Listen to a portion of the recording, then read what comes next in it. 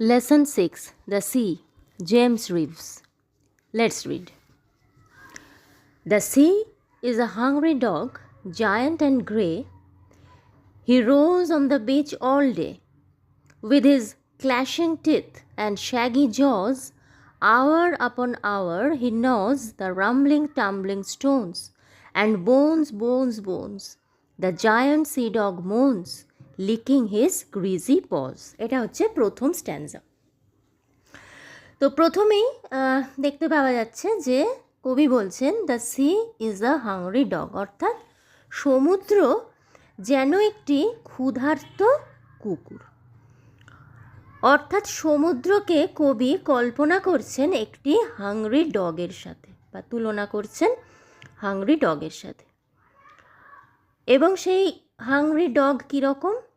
Giant and grey. Giant মানে হচ্ছে দৈত্য, অর্থাৎ সে হচ্ছে দৈত্যের মতো বিশাল আকায়, এবং গ্রে ধূসর, তার গায়ের রং ধূসর। ব্যাপারটা কি? ব্যাপারটা হচ্ছে আমরা একটা জিনিস জানি, যেটা সমুদ্রের ধারে আমরা কম বেশি সবাই গেছি, তো আমরা জানি কি সমুদ্রের ধারে খুব জোরে হাওয়া দেয়, এটা একটা কমন ব্যাপার। এবং ওই হাওয়ার কারণেই সমুদ্রের ঢেউটা হয়। এটা পুরোপুরি একটা প্রাকৃতিক ঘটনা। তো সেই প্রাকৃতিক ঘটনাটাকেই কবি তার কল্পনার চোখ দিয়ে দেখছেন, এবং তার মনে হচ্ছে যে এই সমুদ্রে যখন ঢেউ উঠছে, এই বড় বড় ঢেউগুলো তার মনে হচ্ছে ঠিক যেন একটা বিশাল দৈত্যের মতো ধূসর ক্ষুধার্ত কুকুর। এই হচ্ছে প্রথম দুটো লাইনের অন্তর্নিহিত অর্থ। তারপর বলছেন যে he rose on the beach all day. এখানে হি বলতে ওই সি ডগ বা হাংরি ডগের কথাই বলা হচ্ছে। তো সে রোলস মানে গড়াগড়ি খায়। কোথায়? অন দ্য বিচ, সমুদ্র সৈকতের উপরে, অল ডে, সারাদিন। এটাও একটা প্রাকৃতিক ঘটনা। সেটা কি? সমুদ্রের জল প্রতিনিয়ত সমুদ্রে যে বিচ, সি বিচ, তার ওপর এসে পড়ে এবং আবার পিছনে সরে যায়। এটা সারা দিন রাত এভাবেই চলে। তো কবির মনে হচ্ছে যেন সেই হাংরি ডগ কি করছে, সারা দিন ধরে সি বিচের ওপরে সে গড়াগড়ি খাচ্ছে। ঠিক আছে? অর্থাৎ প্রত্যেকটা প্রাকৃতিক সাধারণ যে ঘটনা, সেটাকেই কবি তার নিজের চোখ দিয়ে দেখছেন অন্যরকমভাবে। তারপর রয়েছে যেটা with his clashing teeth and shaggy jaws, hour upon hour he gnaws the rumbling tumbling stones and bones bones bones the giant sea dog moans. আগে এইটুকু বলি। ক্ল্যাশিং মানে হচ্ছে যেটা সংঘর্ষ করছে। তাহলে ক্ল্যাশিং টিথ মানে, টিথ তো দাঁত, তার মানে তার দাঁত একেবারে কিরমির করছে, হাড় চিবোনোর জন্য। মানে ক্ষুধার্ত কুকুর না, সে তার দাঁতের শাড়ি সে কিরমির করছে যে কতক্ষণে সে হাড় চিবিয়ে খাবে। অ্যান্ড শ্যাগি জজ, শ্যাগি মানে হচ্ছে রাফ বা রুক্ষ বা কর্কশ, জ হচ্ছে চোয়াল। তাহলে আমরা জানি কি চিবোনোর জন্য আমাদের দুটো জিনিস মেনলি কাজে লাগে, একটা হচ্ছে দাঁত আর একটা হচ্ছে চোয়াল। তাহলে কুকুরের ক্ষেত্রেও মোটামুটি ব্যাপারটা তাই। তাহলে সে কি করছে?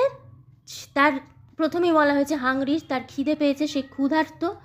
তো তার এই দাঁত কিরমির করছে এবং তার এই যে রুক্ষ যে চোয়াল, এই দুটো জিনিসই মানে একদম উদ্গ্রীব হয়ে আছে চিবোনোর জন্য। তার খাদ্য হাড়, কুকুরের খাদ্য মাংস, হাড়, এইগুলোই। তো সেই খাদ্য চিবোনোর জন্য যেন তার দাঁত এবং ওই রুক্ষ যে চোয়াল, তারা যেন উদ্গ্রীব হয়ে আছে, মানে হাড় পেলেই একেবারে গুঁড়ো করে ফেলবে, এরকম ব্যাপার। Hour upon hour he নজ। Hour upon hour মানে ঘন্টার পর ঘন্টা। হি মানে বুঝতেই পারছি সি ডগ। ন শব্দটার এখানে জিটা সাইলেন্ট থাকে, স্পেলিংটা GNAW, কিন্তু এখানে জিটা সাইলেন্ট থাকে, উচ্চারণটা হয় নজ বা ন। এটার মানে হচ্ছে চিবোনো। তাহলে ঘন্টার পর ঘন্টা সে চিবোয়। কি চিবোয়? দ্য রাম্বলিং টাম্বলিং স্টোনস, পাথর। এখানে পাথরগুলোকেই মানে সমুদ্রের ধারে বা সি বিচে ছড়িয়ে ছিটিয়ে থাকা যে পাথরগুলোকে কবি কল্পনা করছেন ওই কুকুরের খাদ্য হাড়ের মতো করে বা হাড়ের সাথে তুলনা করছেন। এবং সেই স্টোনগুলো কীরকম? টাম্বলিং মানে গড়াচ্ছে। এবং ভারী পাথর যদি গড়ায় তাহলে তার একটা গুরুগম্ভীর একটা আওয়াজ হয়। ভারী জিনিস যদি একদিক থেকে একদিকে যায় বা গড়িয়ে যায়, তার যে স্বাভাবিক আওয়াজটা, সেইটার জন্য বলা হচ্ছে রাম্বলিং টাম্বলিং স্টোনস। মানে রাম্বলিং হচ্ছে গুড়গুড় করে আওয়াজ করা, আর টাম্বলিং মানে হচ্ছে গড়াতে থাকা। তাহলে এই পাথরগুলোকে সে চিবোচ্ছে, ঘন্টার পর ঘন্টা ধরে চিবোচ্ছে। তাহলে হঠাৎ পাথরকে চিবোচ্ছে, এই জিনিসটা কি হিসাবে কবি বলতে চাইছেন? আমরা জানি এই বিষয়টা, যদি জল কোনো একটা জায়গায় একভাবে পড়তে থাকে বা আঘাত করে, সেই জায়গাটা কিন্তু ধীরে ধীরে ক্ষয়ে যায়, এটা আমরা জানি। পাথর যতই শক্ত হোক আর জল যতই তরল হোক, কিন্তু সেই জলই যদি একভাবে কোনো একটা পাথরের কোনো একটা অংশে একভাবে আঘাত করে দিনের পর দিন, তাহলে কিন্তু সেই তরল জলেরও ক্ষমতা আছে ওই কঠিন পাথরকে ক্ষইয়ে দেওয়া। তাহলে কি হচ্ছে? সমুদ্রের জল যুগ যুগ ধরেই তো এইভাবে আছড়ে পড়ছে, আবার সরে যাচ্ছে। তাহলে একই জায়গায় বারবার আঘাত করছে, এবং এই বারবার আঘাতের ফলে সেই সি বিচে যে পাথরগুলো রয়েছে, সেই পাথরগুলোর কি হচ্ছে? ক্ষয় হচ্ছে, ক্ষয়ে যাচ্ছে ধীরে ধীরে। আর ক্ষয়ে যাওয়া মানে কি? ধীরে ধীরে বড় থেকে সে ছোট হচ্ছে। এবং এটা হতে কিন্তু দীর্ঘদিন সময় লাগে, এটা 1-2 দিন বা 1-2 বছরেরও ব্যাপার না, এটা দীর্ঘদিন ধরে এই জিনিসটা হয়। তাহলে জলের আঘাতে পাথর ক্ষয়ে গিয়ে ছোট হয়ে যাচ্ছে। সেইটাকে কবি কল্পনা করছেন যে এই ক্ষুধার্ত দানবীয় যে কুকুর, সেই কুকুর যেন তার ওই দাঁত এবং চোয়াল দিয়ে এই হাড়ের মতো যে পাথর কঠিন, সেই পাথরকে কি করছে? চিবোচ্ছে, অর্থাৎ তাকে ক্ষইয়ে দিচ্ছে। And bones bones bones the giant sea dog moans. এবং মন শব্দটা, অ্যাকচুয়ালি মন শব্দটার মানে যদি বলা হয় সেটা হচ্ছে বিলাপ করা, কিন্তু এখানে বিলাপ করা না বলে এখানে গর্জন করা বলাটাই ভালো, প্রসঙ্গের সাথে ওটাই ম্যাচ করছে ভালো। তো সেই জায়ান্ট সি ডগ অর্থাৎ দৈত্যাকার যে সি ডগ, সে গর্জন করছে এবং বলছে কি? বোনস বোনস বোনস, মানে কি? আমার আরও হাড় চাই, মানে আমার এইটুকুতে আমার খিদে মিটছে না, আমার খিদে মেটাতে গেলে আরও অনেক বেশি হাড়ের দরকার। এখানে হাড় মানে, আবারও বলছি, ওই সি বিচে ছড়িয়ে ছিটিয়ে থাকা পাথরগুলোকেই কবি কুকুরের খাদ্য হাড় হিসেবে কল্পনা করছে। এবং লিকিং হিজ গ্রিজি পস, তার ভিজে থাবাগুলো, গ্রিজি হচ্ছে ভিজে আর প হচ্ছে থাবা, তাহলে সেই ভিজে থাবাগুলোকে চাটতে চাটতে, লিক করা মানে চাটা, কুকুরের একটা স্বভাব, তারা যখন বসে থাকে প্রায়শই আমরা দেখি তারা তাদের থাবাটাকে চাটে। তাহলে সে তার থাবা চাটতে চাটতে এই বলছে যে বোনস বোনস বোনস, এবং গর্জন করছে যে আমার আরও হাড় চাই। এখানে ভিজে কেন না? এখানে তো কোনো অ্যাকচুয়ালি কোনো কুকুর নেই, এখানে সমুদ্রকেই কবি কল্পনা করছেন একটি ক্ষুধার্ত কুকুরের সাথে। ফলে সমুদ্র মানে কি? জল, আর জল মানে কি? ভিজে। সেই জন্য ওই যে ঢেউগুলো যেন মনে হচ্ছে কুকুরের থাবা, এবং সেটা অ্যাকচুয়ালি যেহেতু জল, তার জন্য কবি বলছেন কি? গ্রিজি পজ, অর্থাৎ থাবাগুলো যেন ভিজে, এবং সেই ভিজে থাবাগুলোকে সে চাটতে চাটতে কী করছে? গর্জন করছে। Next, and when the night wind roars and the moon rocks in the stormy cloud, he bounds to his feet and snuffs and sniffs, shaking his wet sides over the cliffs, and howls and hollows long and loud. এখানেও কিন্তু actually আমরা কিছু প্রাকৃতিক দৃশ্যই পাব। এর আগে সময়টা ধরে নেওয়া যেতে পারে দিন ছিল, এবারে যেন রাত হয়েছে। এবং রাতের বেলায় কি হয়? সমুদ্রে, আমি এর আগেও বললাম যে সমুদ্রের ধারে নর্মালি একটু বেশি জোরে হাওয়া দেয়, আবার যখন দিন থেকে রাত হয় তখন কিন্তু হাওয়ার জোর বা দাপট আরও বাড়ে। তাহলে হাওয়ার কারণেই সমুদ্রে ঢেউ হচ্ছে। তাহলে হাওয়ার দাপট যদি আরও বাড়ে তাহলে তার ফলে কি হচ্ছে, সমুদ্র আরও উত্তাল হয়ে যাচ্ছে এবং তার ঢেউগুলো কিন্তু আরও বড় বড় আকারে সমুদ্র সৈকতের উপর আছড়ে পড়ছে। তাহলে এবার বলছেন কবি, and when the night wind roars, তাহলে যখন রাত হচ্ছে এবং সেই রাতের হাওয়ার দাপট আরও বেড়েছে এবং মনে হচ্ছে বাতাস যেন রোজ মানে গর্জন করছে, বাতাস গর্জন করছে, এমন বাতাসের শব্দ হচ্ছে, কারণ খুব জোরে বাতাস বইলে একটা শব্দ হয়, যেটা ঝড় হলে যে শব্দটা আমরা পাই। তো সেটাই কবি বলছেন যে নাইট উইন্ড যেন গর্জন করছে, রাতের বাতাস যেন গর্জন করছে। And the moon rocks in the stormy cloud, এখানটা ভীষণ সুন্দর লাগে, এত সুন্দর কল্পনা। বলছেন যে এই যে ঝড়ের মতো হাওয়া দিচ্ছে এবং ইন দ্য স্টর্মি ক্লাউড, আকাশে মেঘ রয়েছে এবং পুরো আবহাওয়াটাই যেন মনে হচ্ছে স্টর্মি বা ঝোড়ো, এবং এতটাই পরিবেশটা যেন উত্তাল হয়ে উঠছে বা এতটাই হাওয়া দিচ্ছে, আকাশে যে চাঁদটা উঠেছে না, চাঁদটাকেও মনে হচ্ছে রক্স মানে দোলে, অর্থাৎ হাওয়ার দাপটে যেন মনে হচ্ছে চাঁদটাও দুলছে, অনেকটা ঘড়ির পেন্ডুলামের মতো যেন দুলে যাচ্ছে চাঁদটা। এবং তারপর কি হচ্ছে, হি বাউন্স টু হিজ ফিট, সে নিজের পায়ে ভর দিয়ে লাফাচ্ছে, বাউন্স মানে লাফায়, টু হিজ ফিট অর্থাৎ পায়ে ভর দিয়ে লাফাচ্ছে। তার মানে কি, হাওয়ার দাপট বেড়েছে, তাহলে হাওয়ার দাপট যদি, যেহেতু ঢেউয়ের একমাত্র কারণ হচ্ছে হাওয়া, তাহলে হাওয়ার দাপট যদি বাড়ে তাহলে ঢেউগুলো কিন্তু আরও বেশি বড় হয়ে উঠছে, এবং এই যে বিশাল বিশাল ঢেউ উঠছে সেইটাকে কবি কল্পনা করছেন যে কুকুরটা যেন তার দু পায়ে ভর দিয়ে লাফাচ্ছে।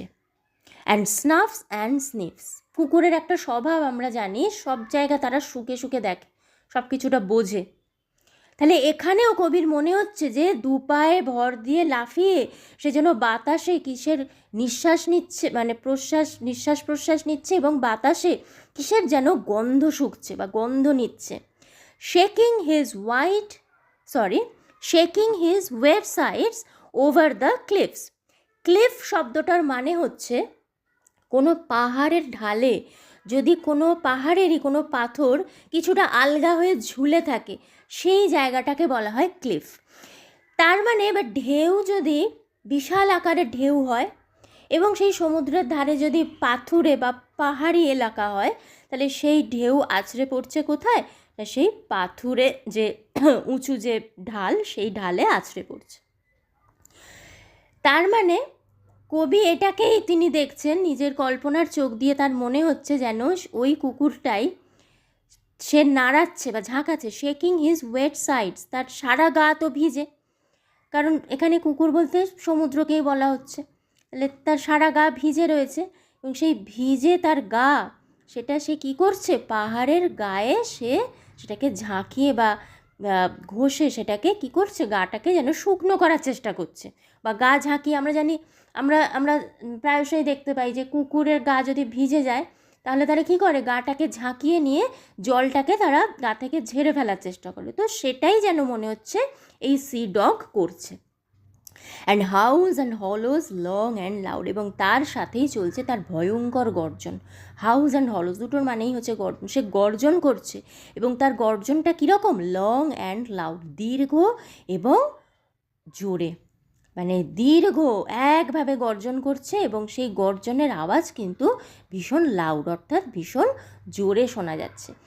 অর্থাৎ রাতের এই যে একটা ঝোড়ো আবহাওয়া পরিবেশ তৈরি হয়েছে, একে তো সেই হাওয়ার যে আওয়াজ, আর তার সাথে এই যে হাওয়ার জন্য যে বিশাল বিশাল ঢেউগুলো আছড়ে পড়ছে তারও একটা আওয়াজ রয়েছে, ফলে এই সমস্ত আওয়াজগুলো মিলিয়ে যেন মনে হচ্ছে যে সেই যে হাংরি ডগ সে ভীষণ ভয়ঙ্করভাবে সে দীর্ঘ এবং উচ্চ স্বরে সে গর্জন করছে। Next, but on quiet days in May or June, when even the grasses on the dune play no more their reedy tune, with his head between his paws he lies on the sandy shores, so quiet, he scarcely snores. এতক্ষণ আমরা দেখলাম একটা উত্তাল পরিবেশ বা একটা ঝোড়ো সময়। এইবার কবি বলছেন কিন্তু সময়টা যদি এরকম না হয়, সময়টা যদি মে বা জুন মাস হয় এবং মে জুন মাসে পরিবেশ শান্ত থাকে, ওই জন্যই বলছেন যে বাট অন কোয়াইট, কোয়াইট মানে কি শান্ত, তাহলে মে জুন মাসের যে শান্ত দিনগুলো এবং সেই শান্ত দিনগুলোতে বলছেন যে when even the grasses on the dune play no more their reedy tune.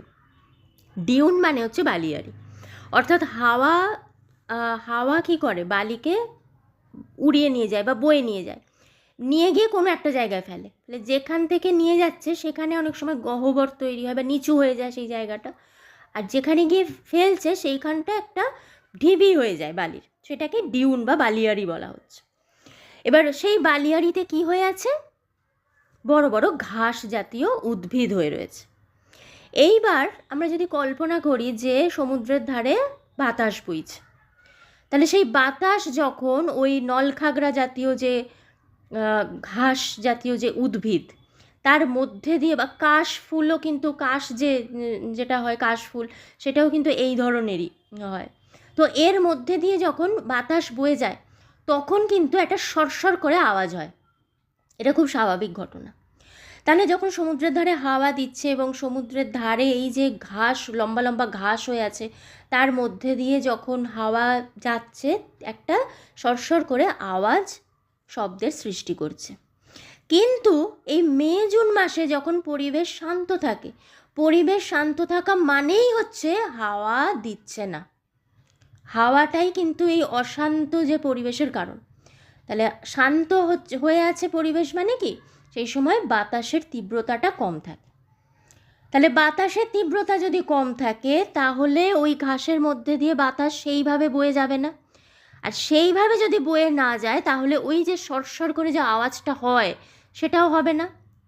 সেই কারণেই কবি বলছেন যে মে জুন মাসে যখন দিনগুলো খুব শান্ত থাকে এবং বালিয়াড়ির ওপর যে ঘাসগুলো তারাও play no more their reedy tune, তারাও তাদের এই যে একটানা, রিডি টিউন মানে কি একটানা সুর, তাহলে ঘাসগুলো যেন অ্যাকচুয়ালি হাওয়ার কারণে ওই আওয়াজটা হচ্ছে, কিন্তু কবি কল্পনা করছেন ঘাসেরাই যেন একটা একটানা সুর বাজাচ্ছে, তাহলে হাওয়া হচ্ছে না, সেই আওয়াজটাও হচ্ছে না। তাহলে কবি সেটাকে কল্পনা করছেন কিভাবে, যে ঘাসেরা যেন এই সময় তারাও শান্ত হয়ে যায় এবং তারাও আর ওই যে একটানা সুর তারা আর বাজায় না। আর এই সময় সি ডগ কী করে, with his head between his paws he lies on the sandy shores, সে থাবার মধ্যে মাথাটাকে ঢুকিয়ে দিয়ে শান্তভাবে স্যান্ডি শোর্স, অর্থাৎ এই যে সমুদ্রের ধারে যে বালিয়াড়ি বা সমুদ্র সৈকত, সমুদ্র তীর, তার উপরে সে শুয়ে থাকে। তার মানে আবার ওই একই ব্যাপার, বাতাস বইছে না, বাতাস বইছে না মানে সমুদ্রটাও কিন্তু শান্ত থাকছে, সমুদ্রে সেই বিশাল বিশাল ঢেউ হচ্ছে না, সমুদ্রটা শান্ত থাকছে, শান্তভাবে ছোট ছোট ঢেউ আসা যাওয়া করছে। তো কবি সেটাকে কল্পনা করে বলছেন যে এই সময় এই সি ডগ সেও শান্ত থাকে, সে তখন আর ওই রকম রূপ তার আর দেখা যায় না, সে তখন শান্ত হয়ে, ঠিক যেরকম আমরা দেখি কুকুররা কী করে, থাবার ভেতর মাথা ঢুকিয়ে তারা গুটিসুটি মেরে শুয়ে থাকে, এই সি ডগও কিন্তু এই সময় ওই একই কাজ করে, তার থাবার মধ্যে মাথা ঢুকিয়ে সে শান্তভাবে শুয়ে ঘুমোয়। সো কোয়াইট, এবং দুবার বলেছেন মানে কি, তিনি এই কথাটাতে জোর দিচ্ছেন, তার মানে এতই শান্তভাবে সে ঘুমায়, হি স্কার্সলি স্নোর্স, স্কার্সলি মানে কালে ভদ্রে, মানে খুব রেয়ার, আর স্নোর্স মানে নাক ডাকে, স্নোর মানে নাক ডাকা, তাহলে সে এতই শান্তভাবে ঘুমায় যে কালে ভদ্রে হয়তো কখনো তার নাক ডাকার আওয়াজ হয়। এখানে নাক ডাকার আওয়াজ ধরেই নেওয়া যায় যে হালকা, যে জলের যে হালকা আওয়াজ, বাতাসের সেভাবে আওয়াজ নেই, ঢেউও নেই, হালকা ছোট ছোট ঢেউ, তো তার যে হালকা যে আওয়াজ সেইটাকেই তিনি বলছেন যে সি ডগ ভীষণ শান্ত হয়ে ঘুমায় এবং সেই কারণে তার নাকও ডাকে হয়তো, কিন্তু স্কার্সলি মানে খুব রেয়ার, কালে ভদ্রে হয়তো তার নাক ডাকার আওয়াজ পাওয়া যায়। তো এখানেই এই কবিতাটা শেষ হচ্ছে। এই কবিতাটার মূল বিষয়বস্তু হচ্ছে দুটো জিনিস প্যারালালি রয়েছে। একটা হচ্ছে সাধারণ প্রাকৃতিক ঘটনা, আর একদিকে রয়েছে সেই প্রাকৃতিক ঘটনাটাকে কবি তার নিজের চোখ দিয়ে কিভাবে দেখছেন বা আমাদের দেখাতে চাইছেন, এটাই হচ্ছে কবিতা। তো এই কবিতার সাথে এই চ্যাপ্টারটাও এখানেই শেষ হলো।